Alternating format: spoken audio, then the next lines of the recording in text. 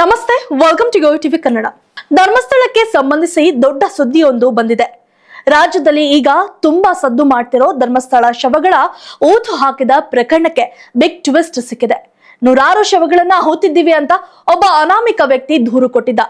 ಸರ್ಕಾರ ಎಸ್ಐಟಿ ತನಿಖೆಗೆ ಆದೇಶ ಕೊಟ್ಟಿದ ಮೇಲೆ ಈಗ ಹುಡುಕಾಟ ಶುರು ಮಾಡಿದಾಗ ಗುರುತು ಮಾಡಿದ ಒಂದು ಜಾಗದಲ್ಲಿ ಅಸ್ಥಿಪಂಜರ ಸಿಕ್ಕಿದೆ.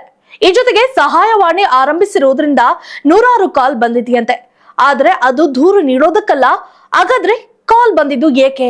ತನಿಖೆ ಯಾವ ಹಂತದಲ್ಲಿದೆ ಅಂತ ಪೂರ್ತಿ ವಿವರ ನೋಡೋಣ ಬನ್ನಿ. ಹೌದು, ಕೆಲ ದಿನಗಳ ಹಿಂದೆ ಒಬ್ಬ ಅನಾಮಿಕ ವ್ಯಕ್ತಿ ಕಾಲ್ ಮಾಡಿ ದೂರು ಕೊಟ್ಟಿದ್ದ. ನಾನು ಹಿಂದೆ ಅಲ್ಲಿ ಸ್ವಚ್ಛತಾ ಕೆಲಸ ಮಾಡ್ತಿದ್ದೆ. 1995ರಿಂದ 2014 ನಡುವೆ 100ಕ್ಕೂ ಹೆಚ್ಚು ಶವಗಳನ್ನ, ಅದರಲ್ಲೂ ಹೆಣ್ಣು ಮಕ್ಕಳು ಮತ್ತು ಮಕ್ಕಳ ಹೆಣಗಳನ್ನ ಧರ್ಮಸ್ಥಳದ ನೇತ್ರಾವತಿ ನದಿ ಹತ್ರ ಬಲವಂತವಾಗಿ ಹೂತಿದ್ದೆ ಅಂತ ಹೇಳಿದ್ದ. ಈ ದೂರು ಕೇಳಿ ಸರ್ಕಾರ ಶಾಕ್ ಆಯ್ತು. ತಕ್ಷಣ ಒಂದು ವಿಶೇಷ ತನಿಖಾ ತಂಡ ಅಂದ್ರೆ ಎಸ್ಐಟಿಯನ್ನ ಮಾಡಿ ತನಿಖೆಗೆ ಆದೇಶ ಕೊಡ್ತು. ಆ ದೂರು ಕೊಟ್ಟಿದ್ದ ವ್ಯಕ್ತಿ 13 ಜಾಗಗಳನ್ನ ಗುರುತು ಮಾಡಿದ ಮೇಲೆ ಈಗ ಎಸ್ಐಟಿ ಅಧಿಕಾರಿಗಳು ಅಲ್ಲಿ ತನಿಖೆ ನಡೆಸುತ್ತಿದ್ದಾರೆ. ಸದ್ಯ ಈಗ ಆ 13 ಜಾಗಗಳಲ್ಲಿ 0.6 ಅನ್ನೋ ಜಾಗದಲ್ಲಿ ಭೂಮಿಯನ್ನ ಅಗೆದಾಗ ಮಾನವನ ಅಸ್ಥಿಪಂಜರ ಸಿಕ್ಕಿದೆ. ತಜ್ಞರು ಇದು ಒಬ್ಬ ಗಂಡಸು ವ್ಯಕ್ತಿಯ ಅಸ್ಥಿಪಂಜರ ಇರಬಹುದು ಅಂತ ಹೇಳಿಕೆ ನೀಡಿದ್ದಾರೆ. ಇದಲ್ಲದೆ ಇನ್ನೊಂದು ಜಾಗವಾದ 0.1 ನಲ್ಲಿ ಬೆಂಗಳೂರು ನೆಲಮಂಗಲದ ಸುರೇಶ್ ಅನ್ನೋರ ಪ್ಯಾನ್ ಕಾರ್ಡ್ ಮತ್ತು ಒಬ್ಬ ಹೆಣ್ಣು ಮಗಳ ಡೆಬಿಟ್ ಕಾರ್ಡ್ ಕೂಡ ಸಿಕ್ಕಿದೆ. ಈ ಸುರೇಶ್ ಮಾರ್ಚ್ 2025ರಲ್ಲಿ ಕಾಮಾಲೆ ರೋಗದಿಂದ ಸತ್ತಿದ್ರು ಅಂತ ಗೊತ್ತಾಗಿದೆ.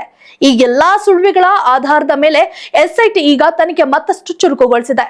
ಇನ್ನು ಈ ದೊಡ್ಡ ರಹಸ್ಯ ಬಿಚ್ಚಿಡೋಕೆ ಎಸ್ಐಟಿ ಅಧಿಕಾರಿಗಳು ಸಹಾಯವಾಣಿ ಕೂಡ ಶುರು ಮಾಡಿದ್ದಾರೆ.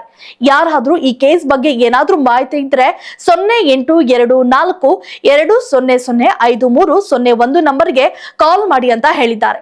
ಆದ್ರೆ ಇಲ್ಲಿ ಒಂದು ಆಶ್ಚರ್ಯದ ವಿಷಯ ಇದೆ.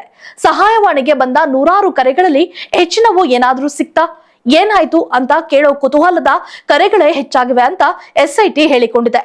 ಆದ್ರೂ ಅಧಿಕಾರಿಗಳು ಸತ್ಯಾಂಶ ಕಂಡು ಹಿಡಿದು ಕಾಣೆಯಾದವರ ಕುಟುಂಬಕ್ಕೆ ನ್ಯಾಯ ಕೊಡಿಸೋಕೆ ಶತ ಪ್ರಯತ್ನ ಮಾಡ್ತಿದ್ದಾರೆ. ದಯವಿಟ್ಟು ನಿಮಗೇನಾದ್ರೂ ಗೊತ್ತಿದ್ರೆ ಕಾಲ್ ಮಾಡಿ ಹೇಳಿ ಅಂತ ಸಹಾಯವಾಣಿ ಮಾಡಿದ್ರು. ಆದ್ರೆ ಈ ಸಹಾಯವಾಣಿ ಜನರ ಕುತೂಹಲಕ್ಕೆ ಯೂಸ್ ಆಗ್ತಿದ್ದಂತೆ ಕಾಣ್ತಿದೆ. If you like this video, ಬೇಗ ಲೈಕ್ ಮಾಡಿ, ಕಾಮೆಂಟ್ ಮಾಡಿ, ಶೇರ್ ಮಾಡಿ ಹಾಗೂ ಯೋಯೋ ಟಿವಿ ಕನ್ನಡವನ್ನು ಸಬ್ಸ್ಕ್ರೈಬ್ ಮಾಡಿ.